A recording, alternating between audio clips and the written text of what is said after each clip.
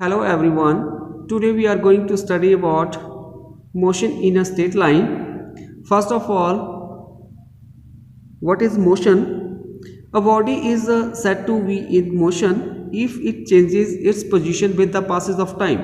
कोई भी बॉडी है वो मोशन में है कब हम उसको बोलेंगे कि जब वो अपनी पोजीशन को चेंज करेगी with the passage of time. जैसे जैसे टाइम पास होता जाएगा, अगर बॉडी अपनी पोजीशन को चेंज कर रही है तो हम उसको बोलेंगे कि वो बॉडी मोशन में है। फॉर एग्जांपल हो जाएगा air, flying birds, flying aircraft, moving vehicle etcetera. अगर कोई कार जो है वो मूव कर रही है तो उसकी पोजीशन जो है वो चेंज होगी with respect to its background. जो उसके साइड में, रोड के साइड में जो ट्री होंगे, बिल्डिंग्स होगी, उसके अकॉर्डिंग अगर उसकी पोजीशन चेंज हो रही है तो वो जो कार है वो किसमें कहलाएगी, वो मोशन में है। जैसे आपके पास बर्ड फ्लाई कर रहे हैं इन द स्काई, तो उनकी पोजीशन जो चेंज होती है तो at that times we can set that the birds are in motion. और जो हमारे पास जो मोशन होता है वो हमारे पास may be along a straight line, around a fix point, or to and fro motion about a fixed point. In this chapter we shall discuss only the motion of object along a straight lines, and that motion is also known as the rectilinear motion. जो motion होता है किसी भी body का वो straight line में भी होता है, अराउंड ए फिक्स पॉइंट हो गया, सर्कल में भी होता है। तो जो हमारे पास चैप्टर 3 है क्लास 1 फिजिक्स का, तो उसमें हम only motion in a straight line के बारे में पढ़ेंगे। जो motion in a straight line मतलब किसी बॉडी का स्ट्रेट लाइन में जो मोशन होगा वो कहलाएगा motion in a straight line. तो उस मोशन को और हम क्या बोलते हैं, रेक्टिलिनियर मोशन। मीन्स सीधी रेखा में जो मोशन होगा किसी भी ऑब्जेक्ट या बॉडी का, उसको हम बोलेंगे motion in a straight line. और जो स्ट्रेट लाइन मोशन होता है वो वन डायमेंशनल मोशन होता है। मीन्स उसका जो बॉडी का जो मोशन होता है ओनली वन डायरेक्शन में होता है। फर्स्ट टू डायमेंशनल मोशन होता है जब कोई बॉडी जो है सर्कुलर पाथ में मूव करती है तो उसका मोशन किस तरह का होता है, टू डायमेंशनल मोशन। मीन्स उसमें एक्स कोऑर्डिनेट भी आता है और वाई कोऑर्डिनेट भी। और जो थ्री डायमेंशनल मोशन होता है वो हम केमिस्ट्री में पढ़ते हैं, जब जो मॉलिक्यूल्स जो है वो मूव करते हैं तो उनका जो मोशन होता है वो किस तरह का होता है, थ्री डायमेंशनल मोशन होता है। Next, mechanics, the branch of physics which deals with the study of the motion of the object and the equilibrium of the object under many forces is known as the mechanics. जब किसी body के ऊपर many forces act करती है तो in that case जो उसका motion होगा तो उसके बारे में जो ब्रांच ऑफ फिजिक्स स्टडी करेगी उसको हम बोलते हैं मैकेनिक्स। और mechanics consist of three branches. जो मैकेनिक्स होती है उसकी तीन मेन ब्रांचेस होती हैं। फर्स्ट वन होती है statics, second kinematics, third dynamics. तो फर्स्ट आ गया स्टैटिक्स। तो स्टैटिक्स क्या होती है, the branch of physics which deals with the study of the object और bodies in equilibrium under the action of external force. जब किसी बॉडी के ऊपर एक्सटर्नल फोर्स एक्ट करती है और उसके बारे में जो ब्रांच ऑफ फिजिक्स डील करती है उसको हम बोलते हैं स्टैटिक्स। नेक्स्ट आता है kinematics. Kinematics is the branch of physics which deals with the study of the mechanical motion of the body without taking into account the cause of the motion of the bodies. वो branch of physics जो कि study करती है mechanical motions किसी भी body का without taking into the account of cause of motion of the bodies. Third one, dynamics. Dynamics, the branch of physics which deals with the study of mechanical motion of the body while taking the account of forces which causes the motion of the body. Next है point object. An object is said to be point object if its size or dimension, that is length, breadth, thickness, etc. are negligible as compared to the distance traveled by it. कोई भी object है उसको हम point object कब बोलेंगे, अगर उसके dimension जो है, डायमेंशन मीन्स उसकी लेंथ या ब्रेथ या थिकनेस, वो निग्लिजिबल हो as compare to the distance travel by it, जो कि वो डिस्टेंस कवर करता है उसकी बजाय। मीन्स जैसे मान लो आपके पास एक बस है, मान लो बस की जो लेंथ कितनी होगी, 10 मीटर होगी। अभी वो बस जो है जलंधर टू दिल्ली जा रही है, ठीक है, तो उसने कितनी डिस्टेंस कवर कर ली, आई थिंक 4 और 500 किलोमीटर। तो जो उसकी डायमेंशन हुए बस के, वो नेग्लिजिबल है इसके बजाय जितनी उसने डिस्टेंस कवर की है। तो जो हमारे पास बस जो है दैट इज पॉइंट ऑब्जेक्ट होगा, ठीक है। फॉर एग्जांपल हो गया an aeroplane which flies from Delhi to London. Aeroplane आपको पता है कितनी लेंथ होगी, मान लो उसकी 50 मीटर है, ठीक है, मान के चल रहे हैं हम 50 मीटर है। तो हमारे पास क्या है, दिल्ली से लंदन की डिस्टेंस तो काफ़ी है, तो इसको भी हम क्या मान सकते हैं, पॉइंट ऑब्जेक्ट। सेकंड आ गया a train moving over long distances से 100 of kilometres. Third earth moving around the sun. So these are the example of a point object. Next one is frame of reference. Frame of reference क्या होता है? Frame of reference को समझने के लिए हम एक एग्जांपल लेते हैं। मान लो आप रोड की साइड पे खड़े हो और वहाँ से एक कार निकलती है और कार जो अब मोशन में है, इन दैट केस जो फ्रेम ऑफ रेफरेंस होगा वो ग्राउंड होगा जहाँ पे आप खड़े हो। अगर आप कार में बैठे हो और कार मूव कर रही है तो आप क्या देखते हो कि जो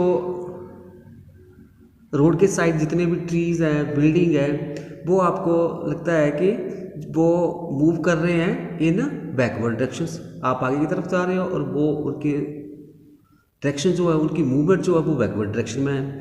इन दैट केस जो फ्रेम ऑफ रेफरेंस क्या हो गया, moving car.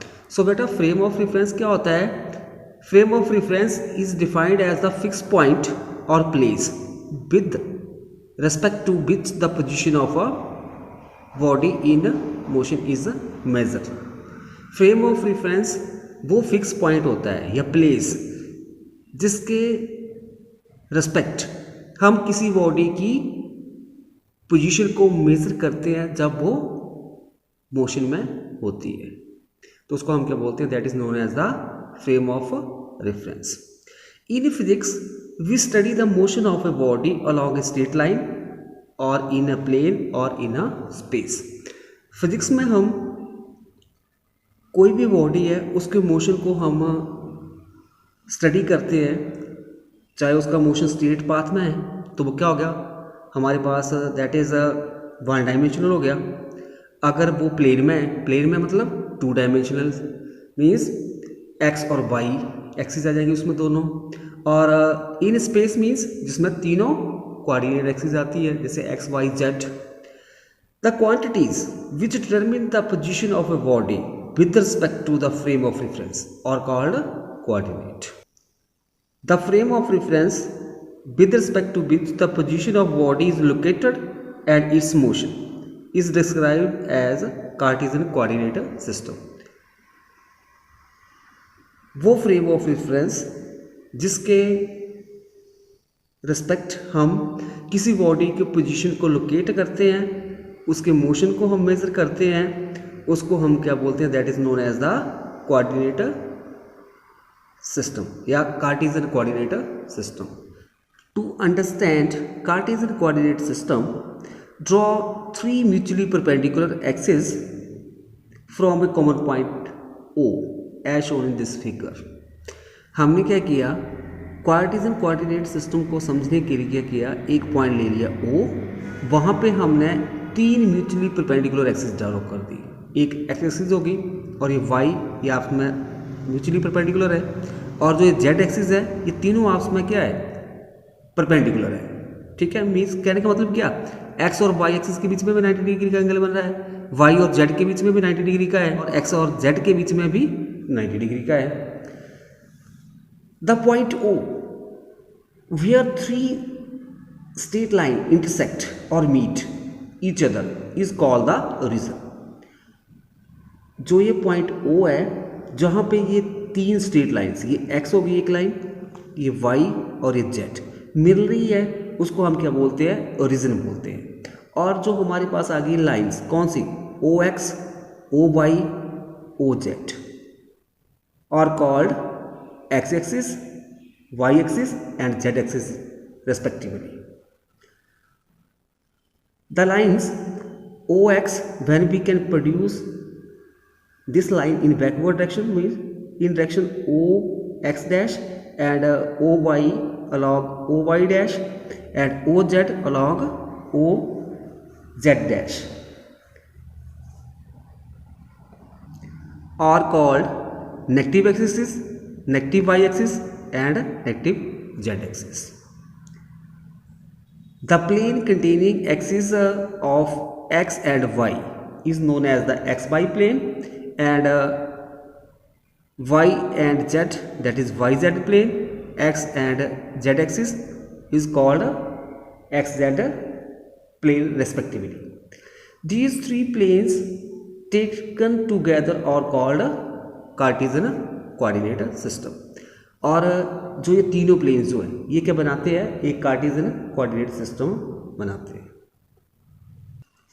The position of a moving body at any instant of time is determined by measuring the position of the body from the origin O of the Cartesian coordinate system along x-axis, y-axis and z-axis respectively.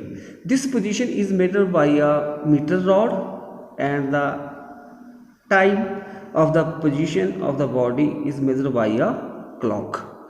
मान लो अगर आपके पास कोई body यहाँ पे पड़ी हुई है, suppose यहाँ पे पड़ी हुई है, तो ये किसमें होगी? कार्टेशियन कोऑर्डिनेट सिस्टम है। अभी इसकी पोजीशन जो है हम O से मेज़र कर सकते हैं, मींस डिस्टेंस मेज़र कर सकते हैं कि उसकी distance along axis, Y axis, Z axis कितनी है, उसको हम मेज़र कर सकते हैं with the help of metre scale, और टाइम मेज़र करना है by of clock. The body is said to be in motion if one or more coordinate of the position of the body change with time. However, the body is at rest if the coordinate of the position of the body remain unchanged with the time. कोई भी body जो है वो rest में कब होगी? अगर उसके जो कोऑर्डिनेट है, कोऑर्डिनेट वो चेंज नहीं होते हैं with the passage of times, तो वो किस में होगी? रेस्ट में. Means in the simple way we can say that when a body does not change its position with the passage of time, then the body is said to be in rest, and when the body changes its position with the passage of time, then the body is said to be in motion. Suppose अभी ये जो wall pen है यहाँ पे पड़ा हुआ है, अभी इसके नियर बाई एक वॉल पेन मैंने ये रख दिया, ठीक है. अभी मान लो टाइम हो रहा है 10:20, फिर उसके बाद 10:25 के ऊपर भी मैं देखता हूँ कि ये बॉल पेन यहीं पे है, ठीक है. इसकी पोजीशन नहीं चेंज हुई with the passage of time, तो हम क्या बोलेंगे? ये हमारे पास जो बॉल पेन है किसमें है? रेस्ट में है. अभी मान लेते हैं कि बॉल पेन यहाँ पे है, अभी इसकी पोजीशन, अभी ये कहाँ पे चला गया? इस साइड, ठीक है. मान लो 5 सेकंड हो गए, उसके बाद इसकी पोजीशन इस बॉल पेन के अकॉर्डिंग चेंज होगी. मीन्स तो हम क्या बोलेंगे? This ball pen is in motion. Rest and motion of a body depend upon the frame of reference. Rest और मोशन जो है बॉडी का वो डिपेंड करता है किसके ऊपर? Frame of reference. Types of frame of reference. There are two types of frame of reference. First one is inertial frame of reference. Second one is non-inertial or accelerated frame of reference. हमारे पास दो प्रकार के frame of references होते हैं. First होता है inertial frame of reference, second होता है नॉन इनर्शियल और accelerated frame of reference. First inertial frame of reference.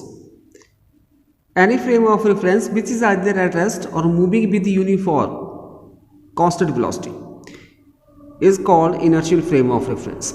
कोई भी फ्रेम ऑफ रेफरेंस जो कि या रेस्ट में है या मूव कर रहा है with the uniform mean constant velocity के साथ, तो हम उसको क्या बोलेंगे, inertial frame of reference. In inertial frame of reference Newton first law of motion is valid और ट्रू। जो इनर्शियल फ्रेम ऑफ रेफरेंस होता है उसमें जो न्यूटन फर्स्ट लॉ जो होता है वो वैलिड होता है, मतलब ट्रू होता है उसके लिए। That is a body continue in the state of rest और uniform motion in a straight line unless compelled by an external force to change that state। Means कोई भी बॉडी है वो कंटिन्यू रहेगी, या तो वो रेस्ट में रहे तो रेस्ट में रहेगी, मोशन में है तो मोशन में रहेगी, जब तक हम उसके ऊपर एक्सटर्नल फोर्स नहीं लगा देते हैं, जब तक कि हम उसको फोर्स नहीं करते हैं उस पोजीशन को चेंज करने के लिए। तो इस तरह से जो इनर्शियल फ्रेम ऑफ रेफरेंस होता है वो हमारे पास रेस्ट में भी हो सकता है, मोशन में भी, और इन that case Newton first law जो है वो वैलिड होता है। फॉर एग्जांपल हो गया, a train moving on a horizontal track with constant velocity is an inertial frame of reference. अगर कोई ट्रेन जो है वो हॉरिजॉन्टल ट्रैक के ऊपर मूव कर रही है विद कांस्टेंट वेलोसिटी के साथ, तो उसको हम क्या बोलेंगे, inertial frame of reference. Second जो है, a rocket moving with constant velocity relative to the earth is an inertial frame of reference. जब कोई रॉकेट जो है वो मूव कर रहा है कांस्टेंट वेलोसिटी के साथ with respect to the earth, उसको हम क्या बोलेंगे, inertial frame of reference. Second, accelerated और non inertial frame of reference. Any frame of reference moving with variable velocity or is accelerated is called a non-inertial frame of reference। कोई भी frame of reference जो कि move करेगा with variable velocity means वो accelerate करेगा, तो in that condition जो frame of reference होगा किस तरह का होगा, non inertial frame of reference. In non inertial frame of reference Newton first law of motion is not valid. जो non inertial frame of reference है उसमें क्या होता है, Newton first law of motion जो है वो वैलिड नहीं होता है, वो उसके लिए ट्रू नहीं होता है, क्योंकि उसमें स्पीड जो है वो कांस्टेंट नहीं होती है। एग्जांपल हो जाएंगे हमारे पास, फर्स्ट, अ बस मूविंग ऑन अ हिली रोड। कोई बस जब हिली रोड में मूव करती है तो हमारे पास क्या होता है, अप एंड डाउन आता है, उसकी स्पीड में चेंज आता रहता है, तो उससे क्या होगा, जो फ्रेम ऑफ रेफरेंस जो होगा वो क्या होगा, that is non inertial frame of reference. Second है, अ बस स्टॉप और स्टार्ट्स ऑल ऑफ सडन। जब हमारे पास कोई बस स्टॉप कर जाती है या ऑल ऑफ सडन वो मूव करना शुरू कर देती है, तो इन दैट केस जो फ्रेम ऑफ रेफरेंस होगा वो क्या होगा, that is non inertial frame of reference. Third, moving merry go round और any rotating frame of reference are also non inertial frame of references. Is earth inertial और non inertial frame of reference. जो earth है हमारे पास वो inertial या non inertial frame of reference है, तो इसके लिए हमारे पास क्या है, देखो, since earth revolves around the sun and also spin about its own axis, so it is a rotating frame of reference. Hence as such earth is the non inertial frame of reference. Means जो earth जो है सन के चारों ओर revolve करती है और वो spin करती है अपनी एक्सिस के, और उसका किस तरह का फ्रेम ऑफ रेफरेंस हो गया, रोटेटिंग फ्रेम ऑफ रेफरेंस। सो इस तरह का जो फ्रेम ऑफ रेफरेंस है उसको हम बोलते हैं non inertial frame of reference. However if we do not take large scale motion such as wind and ocean current into considerations, we can make the approximations that the earth is a inertial frame of reference. अगर हम जो large scale motion जो होगा किसका, जैसे आपके पास wind हो गया, ओशन करंट हो गया, उसको हम कंसिडरेशन में नहीं लेते हैं, तो हमारे पास अर्थ क्या है, एक इनर्शियल फ्रेम ऑफ रेफरेंस है। The non inertial characters of earth is evident from the fact that a falling object does not fall straight downward slightly deflect to the east. जो नॉन इनर्शियल कैरेक्टर है earth का, उसके लिए हम evidence दे सकते हैं कि जैसे कोई भी बॉडी जो वो फॉल करती है वो सीधी फॉल नहीं करती है, वो डिफ्लेक्ट हो जाती है slightly towards the east direction, मतलब ईस्ट डायरेक्शन की तरफ वो थोड़ा उसका झुकाव रहता है, उसकी तरफ वो मुड़ती है, वो सीधी फॉल नहीं करती है।